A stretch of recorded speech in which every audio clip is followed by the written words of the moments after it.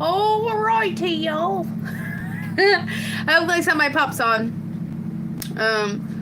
Why do I do stuff like that? Because then I watch it back and I think, why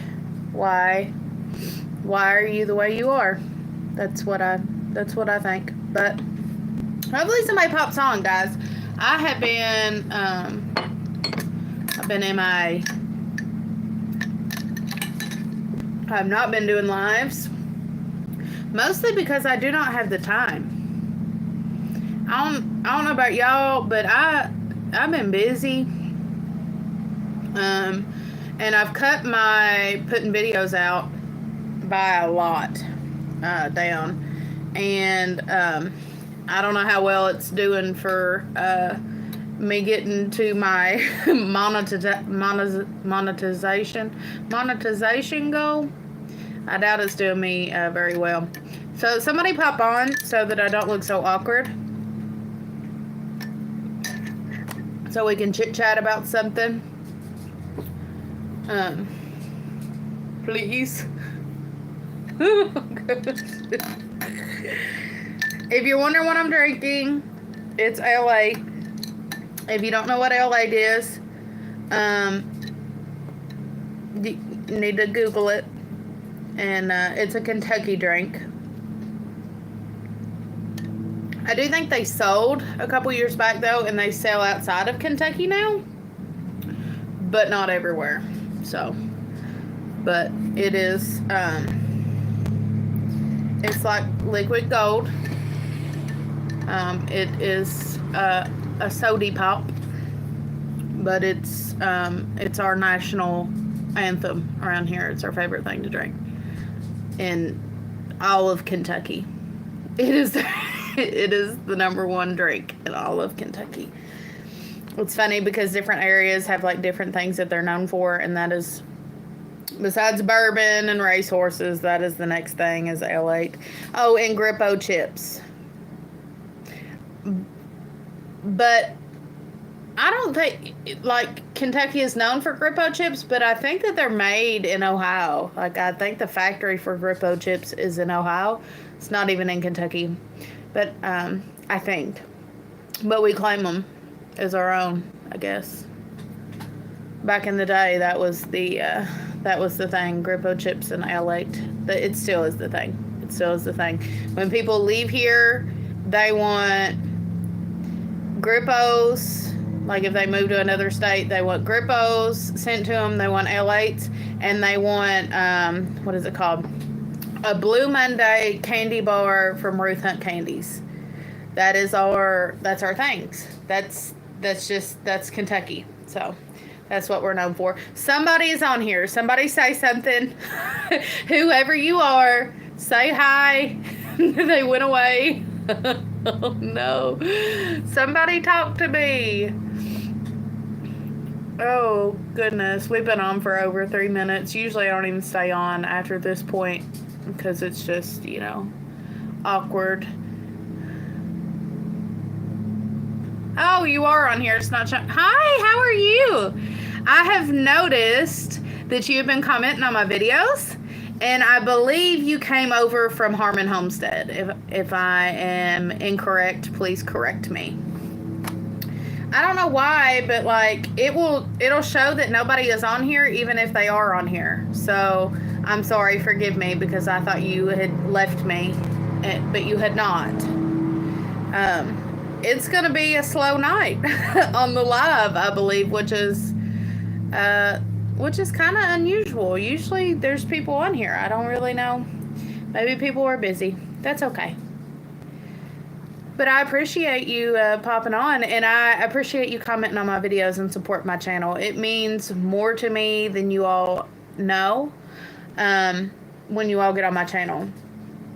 I don't talk about it much, and I don't believe I've ever said it on here. But my YouTube channel, as a stay-at-home wife, a stay-at-home mom, as a homeschool mom, as somebody that doesn't work outside of the household at all, but until recently, one time a week to go clean somebody's house. This is all I have as far as, like what for me to do. This is what I have. that this is my hobby. This is what I like enjoying. Some people like knitting. Some people like sewing. Some people like crafting. Some people like fishing. YouTube is my thing. It's what I have. That's mine. And if there's nobody watching your videos, it makes it a lot harder to be motivated. And it makes it a lot harder to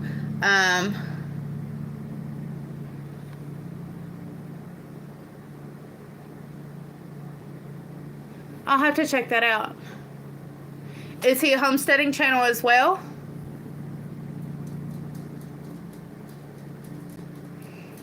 I appreciate you saying you love my channel. It means a lot. I mean, it honestly does. And I've talked about this though on my channel. I think that I've been doing YouTube for a little over a year, and I have met my subscribers. I met my subscribers long before I hit my year, but I have never, I've not met my my hours, which YouTube actually took a lot of hours from me, and that is why I've not met my hours. They've probably taken over 1,000 hours from me down through time. But I have this channel, and it's small, and it's small, I think, because I'm not out here doing things that, what's the nice way to say it? I'm not going to be out here doing things that are inappropriate to draw people in. Hey, Joe, how are you? To draw people in. I'm very, I'm just me. I'm just me, and I started this YouTube channel, and when I started it, I thought, am I even interesting enough to have a YouTube channel? Oliver, go lay down. No, sir. Sorry, the dog. I thought, am I even interested? Is people really going to want to watch me? Because I'm not, like, my everyday life is not very interesting at all. Like I said, I'm a stay-at-home mom. I'm a homeschool mom. I'm a stay-at-home wife. I clean, cook, and farm every day. That's what I do. And go to church. And so outside of those things, I don't really, I'm not very interesting. She is doing wonderful. She is completely different. Katie has a completely different personality than our adult dog, Koa. Koa, I don't know if it's where she's a female and he was a male. He was so laid back. And he wasn't sassy. He didn't have really an attitude about him, except when he hit his teenage stage. He got a little bit of an attitude. But he, you would say no, and he would listen right away. Katie, on the other hand, is stubborn.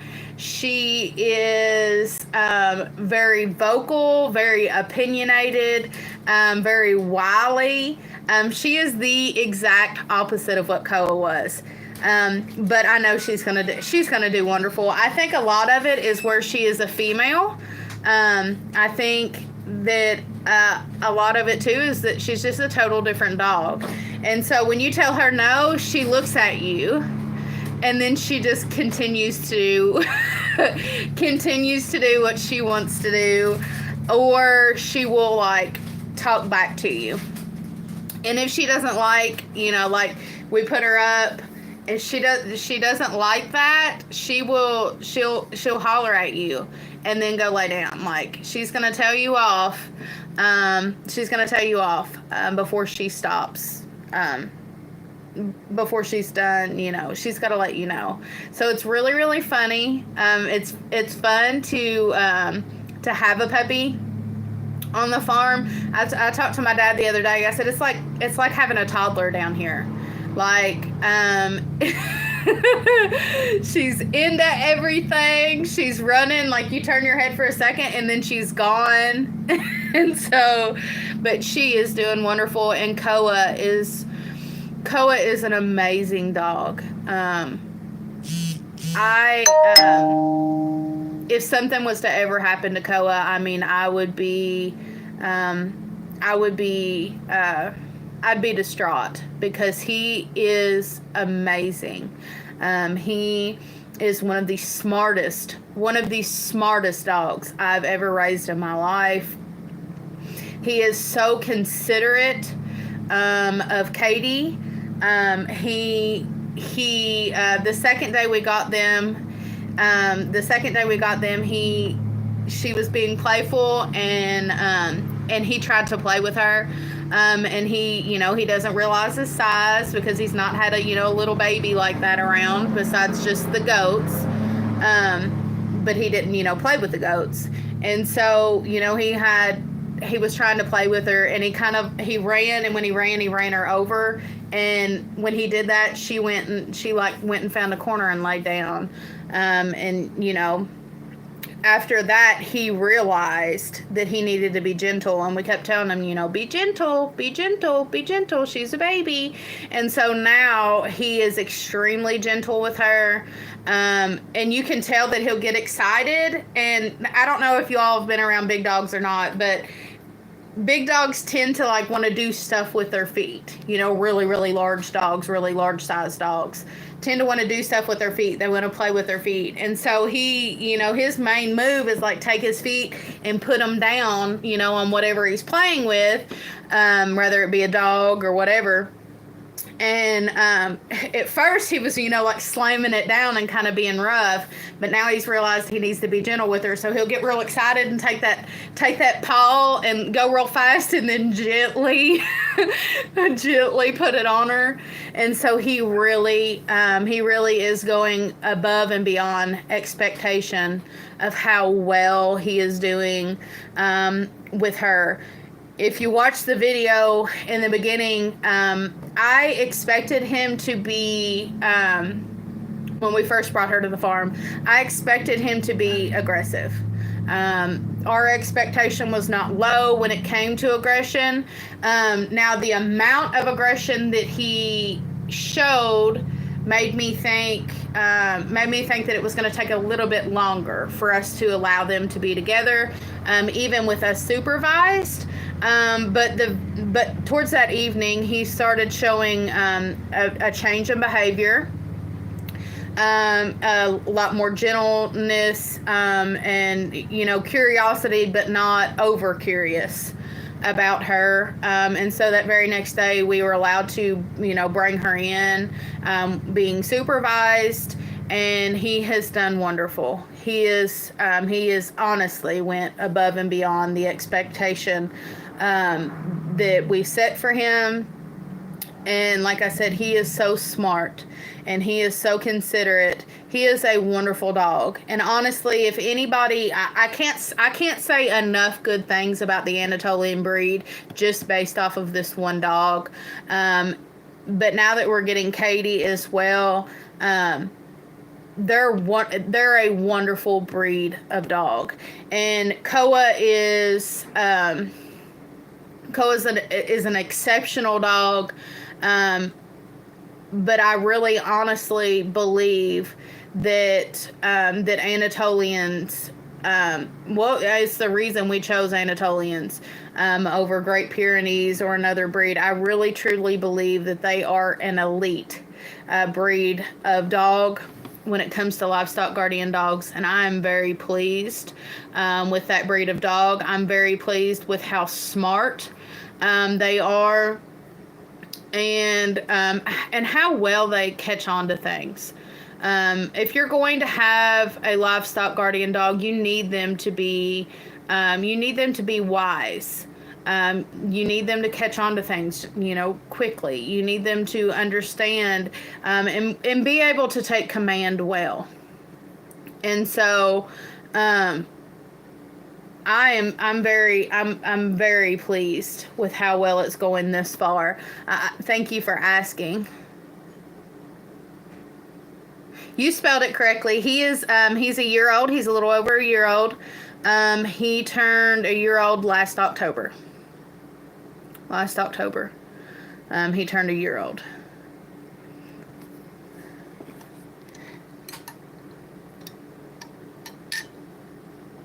And we got Katie from a different breeder, obviously. Well, I mean, maybe not obviously, but she is not related to Koa. And we do plan on maybe starting when she is ready to breed, physically and mentally able to breed. I'm not big on breeding dogs.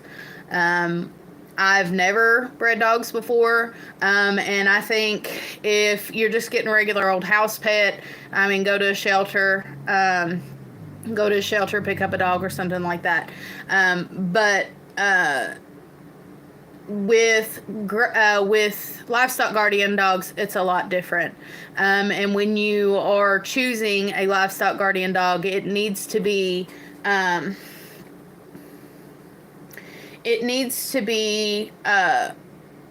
farm raised.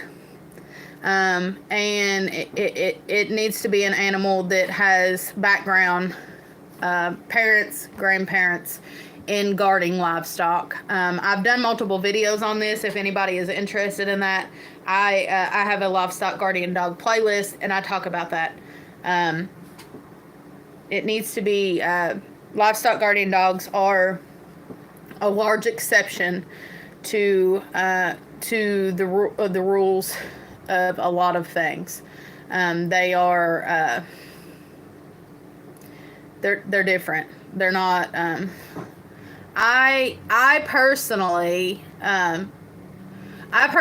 even if you went to, say, a pound, even if you went to a shelter, something like that, and you seen a Great Pyrenees or a dog that looks like a Great Pyrenees, I wouldn't take that Great Pyrenees and then go put it with my livestock. Because one, you don't know the background, the breeding, you don't know the history of the parents or the grandparents, and a lot of times you don't know the bloodline. I mean, you don't know the bloodline. It could be Great Pyrenees mixed with something else, and you'd never know that it was mixed with something else. So when you are choosing a livestock guardian dog, that is a type of animal that you get on the farm that you really need to be very intentional when you buy that dog, and when you bring that dog to the farm. And I encourage people to do research when choosing a livestock guardian dog. You need to choose a livestock guardian dog that is going to meet your needs, that's going to have all breed of dog, no matter what kind of dog you have, has pitfalls and things that are good. All breeds. Doesn't matter what breed it is, you're not going to get the perfect animal. And a lot of things depend on personality as well. But a lot of things come down to blood and DNA, and things that they're taught at a very young age. But all breed of dog has pitfalls. When choosing a livestock guardian dog, you need to look and research and dig into what that specific breed of dog's pitfalls are, and decide whether they're a make or break for you. You need to do your due diligence and your research when choosing a livestock guardian dog. Furthermore, you need to not only do research from people, from not just one specific person, but you need to do multiple. You need to check and research and look into and dig in, and watch YouTube videos and get on Google and really dig into specific breeds of dogs, things that you like or dislike about that dog, specific breeders of the dog that you want on your farm. And what else was I was going to say something else. And what needs to be trained into a livestock guardian dog and what does not need to be trained into a livestock guardian dog. I think a lot of people, I talked on another YouTube channel here recently, and it was this YouTuber. I don't even know what her channel is. I watch her through Facebook. I know she has a YouTube channel, but I don't follow her on YouTube. And she had done a little short of specific things that she controversial things that she does not have on her farm, and one of those was a livestock guardian dog.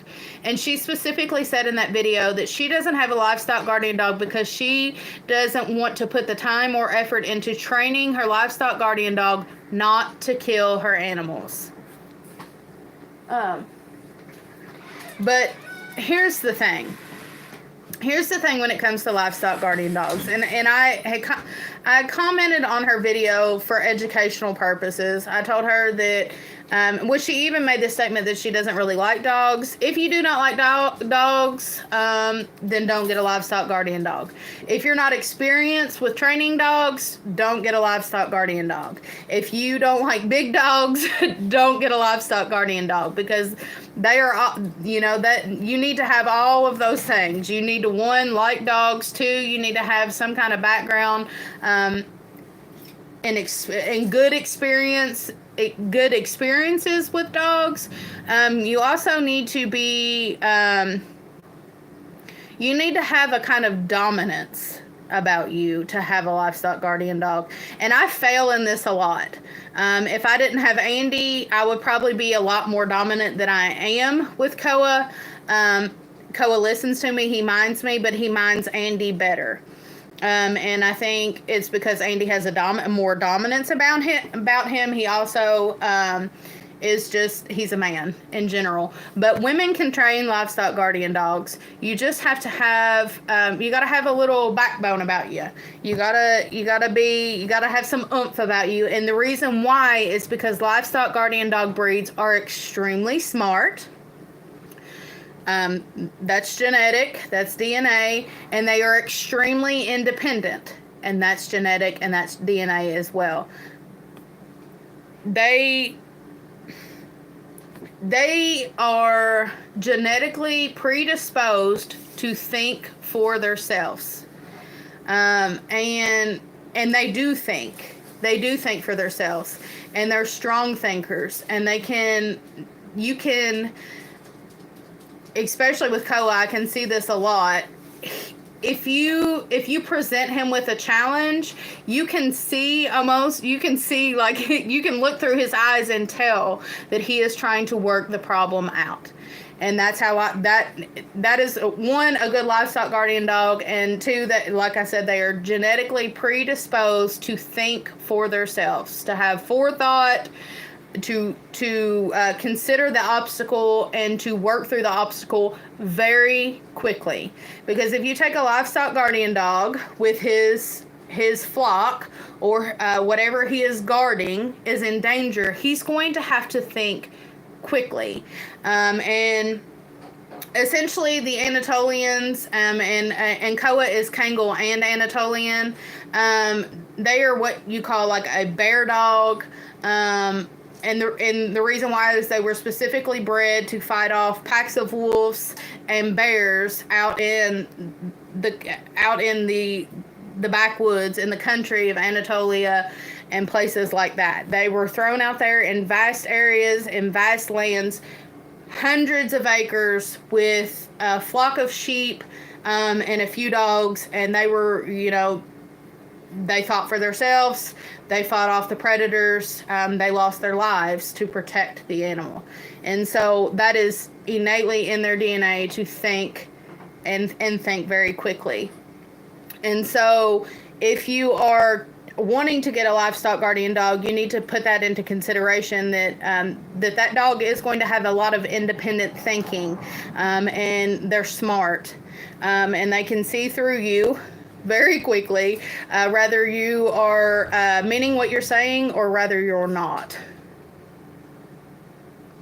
Well, that is why you asked if we had ever had any predator issues. That is why we got Koa. We live out kind of in the boonies, or the farm is out in the boonies. And out there we have our predators are, we have aerial predators, which include hawks, blackbirds, crows, and stuff like that. They get baby chicks. Hawks, eagles, and crows or blackbirds. That's our aerial predators. Our ground predators are coyotes, possums, raccoons, and foxes. And there is bears that have come through our area. Bears have been spotted, but we have not had any issues with bears that we know of killing any of our livestock. Since we have had COA, we have not lost any livestock to any ground predators, besides cats. Cats would catch the baby chicks outside of the fenced-in area, where COA could not get to them up higher. If you have watched any of our videos, there's a garden area, and our neighbors had feral cats, and the cats would come down in that garden area, wait for baby chicks to get up close to the garden. They would swoop out of the garden, and then they would grab the baby chicks. And we did lose baby chicks to cats, but since we have had a livestock guardian dog, COA, we have not lost any larger chickens, or anything like that. We have lost, like I said, the smaller chicks to the cats, but that is it. That's all we've lost. We have not lost any rabbits. We have not lost any goats. Before we got COA, we have had to replace at least 3 flocks, I believe, big stock chickens, because we had lost them to predators. And the predators were, we lost them to raccoons, we had lost them to possums. We lost a lot of chickens to possums, and in one day we lost like 6 chickens to a fox. And after that we said, you know what, we're getting a dog. And so we started our search for a livestock guardian dog. And he has been his total weight in gold. He has been a wonderful addition to the farm. And like I said earlier, if something ever happened to him, it would be, I would be distraught, because he is a wonderful dog. Honestly, if we were to quit farming altogether, and we started selling the animals off one by one, COA would stay. He would have to, because he has been absolutely, he is irreplaceable. He is irreplaceable. He has been a wonderful, wonderful livestock guardian dog. And a lot of people that have a successful farm have some type of livestock guardian dog, and they know how irreplaceable a true livestock guardian dog is. They are, like I said, worth their weight in gold. And I think too, having Katie now, you were asking about Katie. I think having Katie now, she is going to earn her spot right next to COA of being irreplaceable. They really are, that specific breed of dog really is a wonderful breed of livestock. Hey Eric, how are you? Y'all got moved out yet? I know y'all been working on it. We used to have chickens, but lost them to raccoons and foxes. Yeah, it's rough. I didn't know possum attack. Yeah, they're bad. We live rural too and get eggs, meat real close to home. I'll tell you how bad. Well, out of all the chickens we've lost more chickens to possums than we have lost them to anything else. And like I said, in that one day I lost 6 chickens. In one day I lost 6 chickens to a fox. The fox, whether it was a male or female, came in there and it just ate the breast out of 6 chickens. And it was in the broad daylight, and we walked out there, and I guess scared it off, and it couldn't take the chickens with it, so it just quickly ate the breast out of them. Not yet trying to list the house. Good luck, Eric. Good luck. Yes, possums are our biggest problem. I'll tell you the story I was going to tell you. So we were down, like I said, we've had to replace many flocks of chickens before we got Koa. We were down to one chicken. It was a white leghorn. We had lost all kinds of chickens before that, and we were down to her. And my father-in-law went outside, and he started shining the light looking for that chicken. And he started shining up in the trees, and noticed that she was roosting up in the tree. Well, he shined the light up a little bit higher, and above her, there was a possum hanging upside down by his tail over top of her. And she was gone after that day. We didn't see her no more.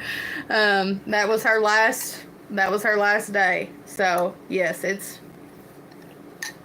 we had caught them in live traps as well in the chicken coop. And so yeah, they will. I'll tell you something that you don't expect. Expect to be a big predator. But they are, and they will. They'll not only kill your baby rabbits, but they will kill your baby chicks. Is rats.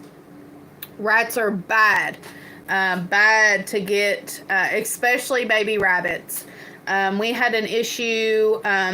We had a what's it called? A rabbit hutch outside on the other side of our chicken coop, and then the rest of our rabbits were inside. And I was having problems. It was a seasoned mom, and I don't know if you know anything about breeding rabbits, but non-seasoned moms and even seasoned mom rabbits can be pretty mean to their babies. But typically, a non-seasoned mom is going to be. They can kill their babies, eat their babies, just so on and so forth. They don't really like babies their first time around. But I'd had a seasoned mom who had multiple kittings, and so I knew it wasn't her. But what was happening is I had two baby rabbits that were losing their feet. One of them, I think all 4 feet were the toes were literally chewed off. And then the other one, maybe it had like chewed their feet. I don't think it had chewed all their toes off, but it had chewed a couple toes off, and it was bad. It was just really bad. And I thought, there's no way that she's doing this, but I contacted somebody that had rabbits for a long time, and they said, I don't believe it's her. They said, I think that there's rats getting in your hutch. And I never even thought that rats would be, getting in there. They didn't even cross my mind. Well, we had on the front of the hutch where we had made this hutch, it was grates that were like this thick and about that long. That was like the window for this. And they were squeezing through a grate this big and that wide, those rats were, and getting in there and chewing those baby rabbits' feet off.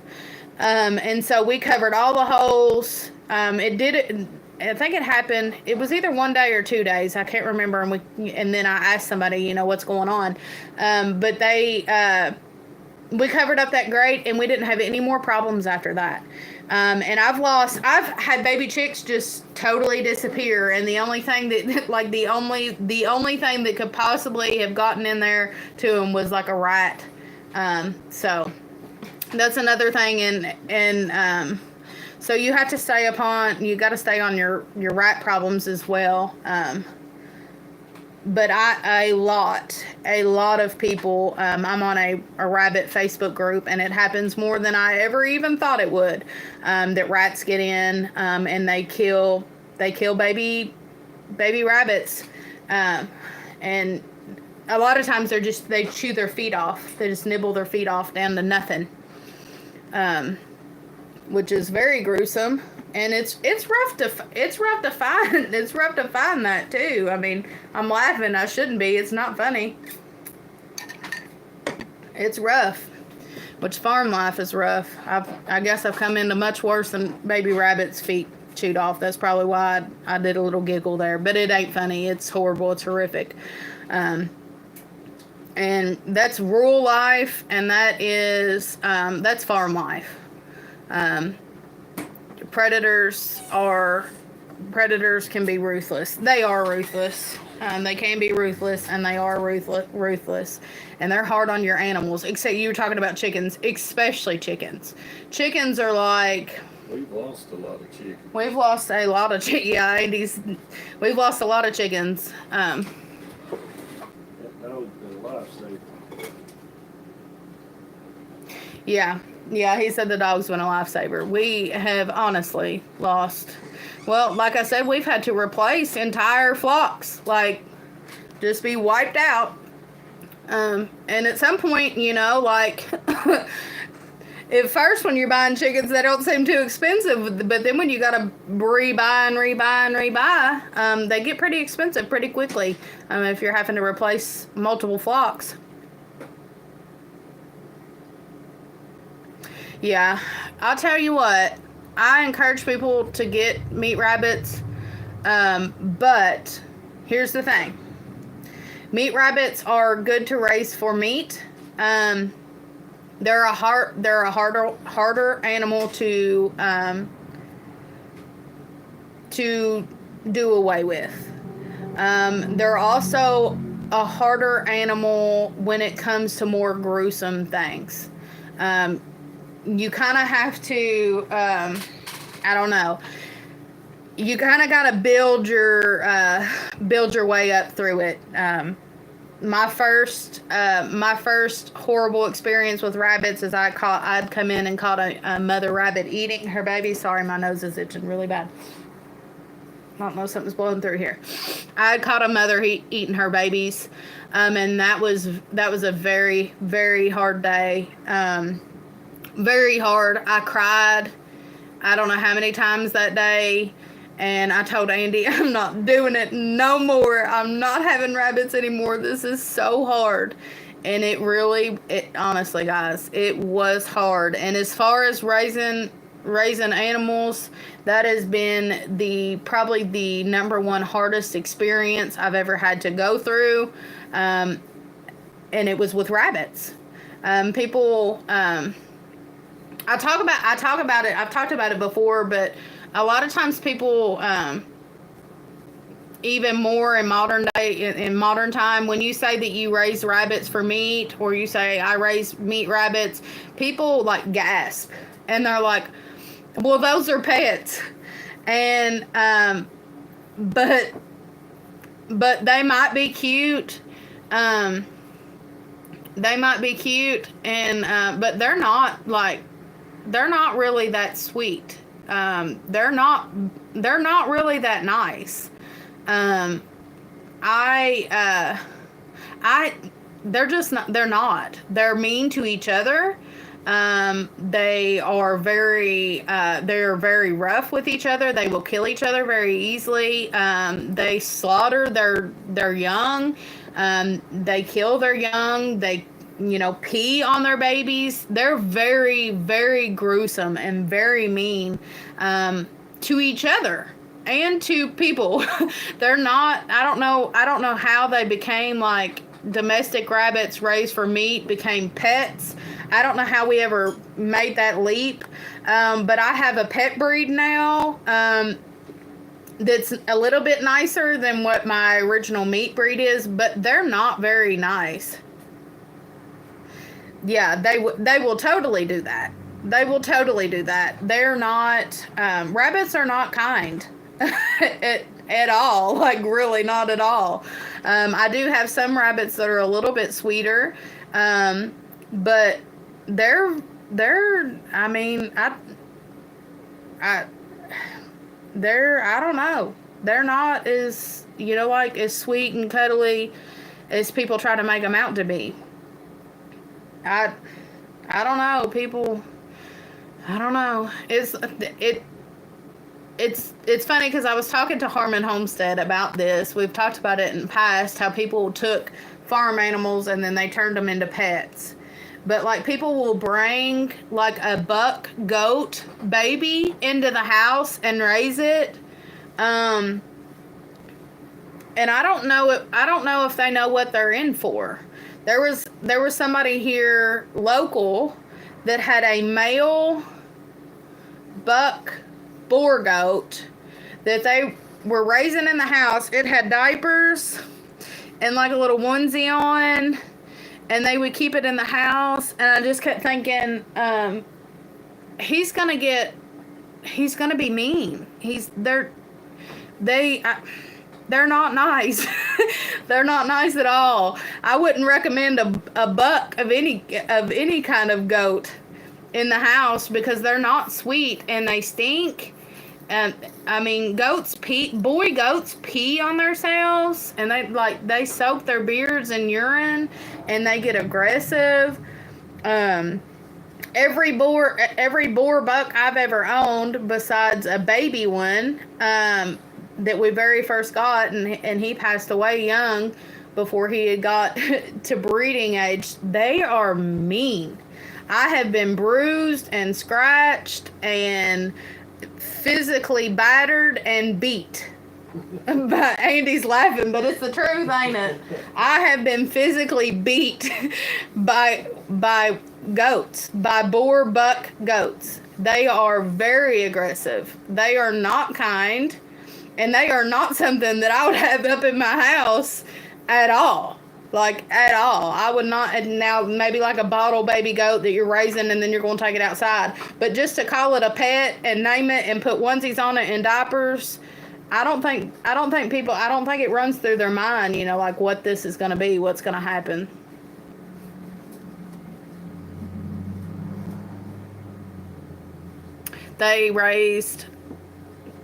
My grandparents were from England and always ate rabbit, wild as well as farm raised. Yes, because that's what they were intended for. And I don't know. People are bringing stuff in the house that should never be in the house. They are bringing things. They are bringing things and raising things and calling them pets when they shouldn't be.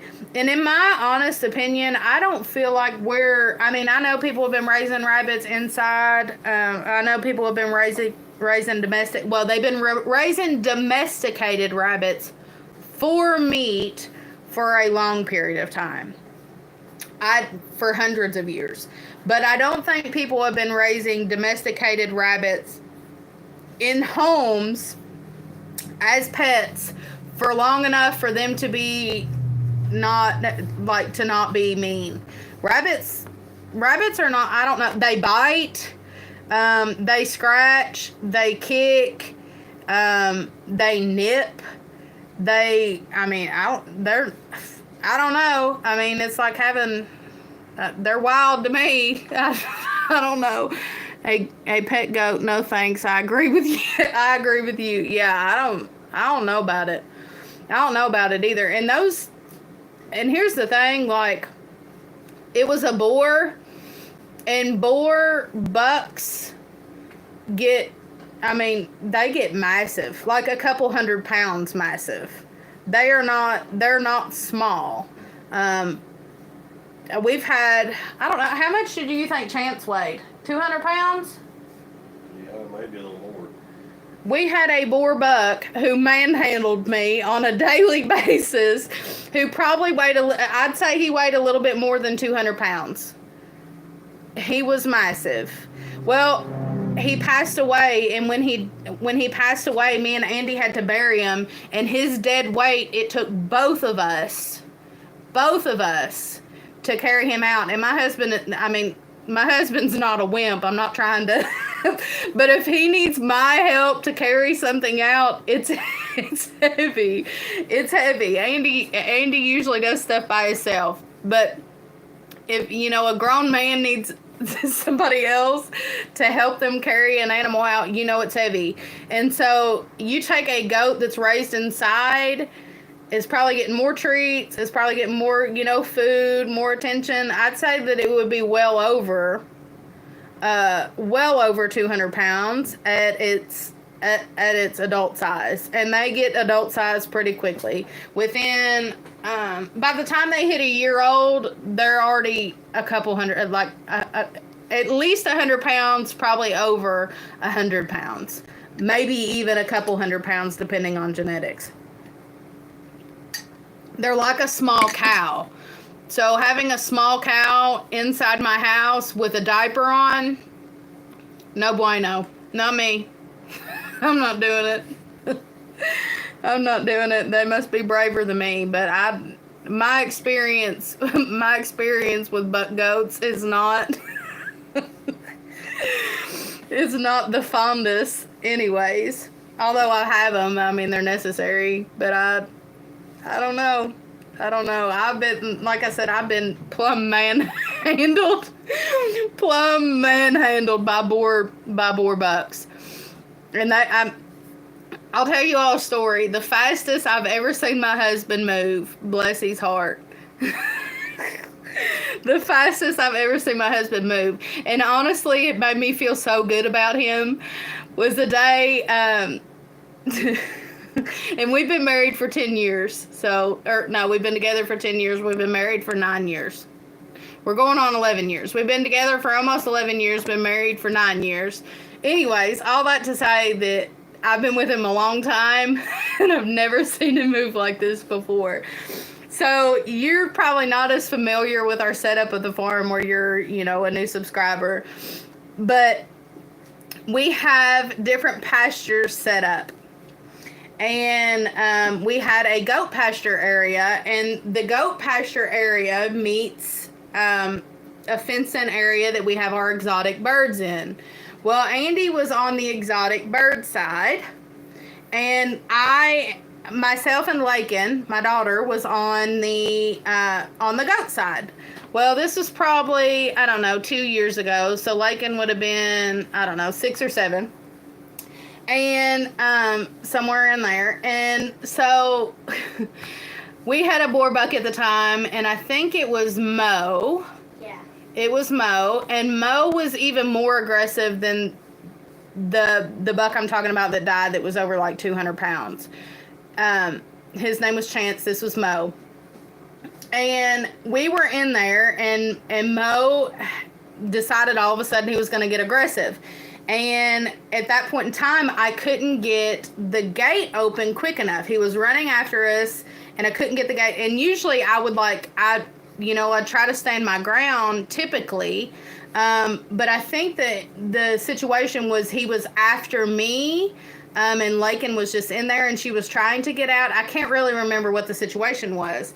Well, I ran to the gate, and I had her with me, but she had fell behind me in the area, and I didn't realize it. Well, there was no possible way that I was going to get the gate open, and she was next to me. There was no way out. So the only way to get out was to jump over the fence. But we had a wooden trough, so you could jump on that trough, and then you could jump over the fence. And so it was a stable area where we could get up off the ground. It was a wood spot, so we could get up off the ground attached to the fence.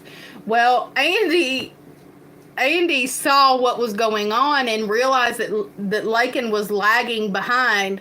And this man, y'all, how tall are those fences? Like 4 foot? I watched him jump 4 foot, from ground to ground, like 4 foot over that. It wasn't even like, he barely did a run and jump. 4 foot over that fence to get to our daughter. And, so he ended up stopping the buck so that we had a chance to get out. So he grabbed a hold of the buck. And, she got out the gate real quick, and I jumped over the fence. But it's a funny moment. You had to have been there to seen it, especially if you know my husband, because he's so chill about stuff. He's so calm and just like always, like his personality is like calm and chill and like always like got it together. Like he don't worry about nothing. And to see him like manhandle that, like jump over the fence and manhandle that goat like 4 foot in the air, he was truly concerned for her safety, and he became super dad in that moment and totally manhandled that goat, and we arrived to safety from his help. But those goats can be extremely aggressive. And I guess rams are the same way when it comes to sheep. Rams are the same way because I've seen rams butt people. God bless you too. Thank you for popping on.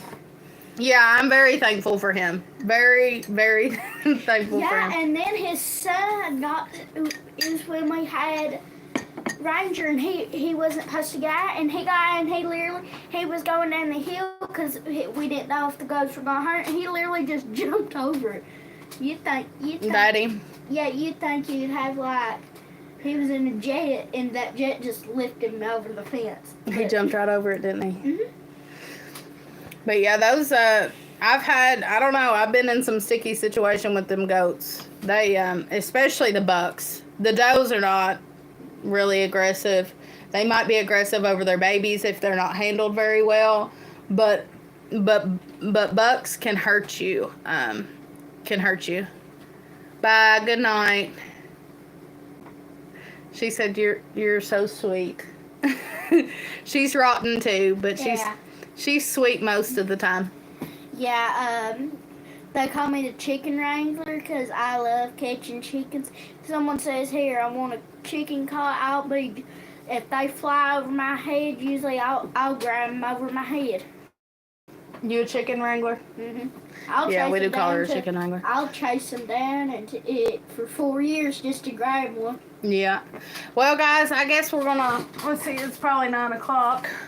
I guess we'll hop off here, but I appreciate everybody popped on. Eric, are you still on here? I don't know if he's still on here. It says 2 people. Let's see. Well, about removed her. Well, I just wanted to tell y'all good night. I don't know who else is on here. It's showing somebody else, but I think PJM got off. So I don't know who else is on here. But good night. God bless y'all. Love y'all with the love of the Lord. Eric, I hope everything goes good with the house. I hope it sells and y'all get what you ask and maybe even more. I'm praying for y'all, seriously, about that. I know you're wanting out of there, so. Good night. Y'all have a wonderful evening. And Lord's will, we'll see you on the next one. See you later, guys. Bye. Bye.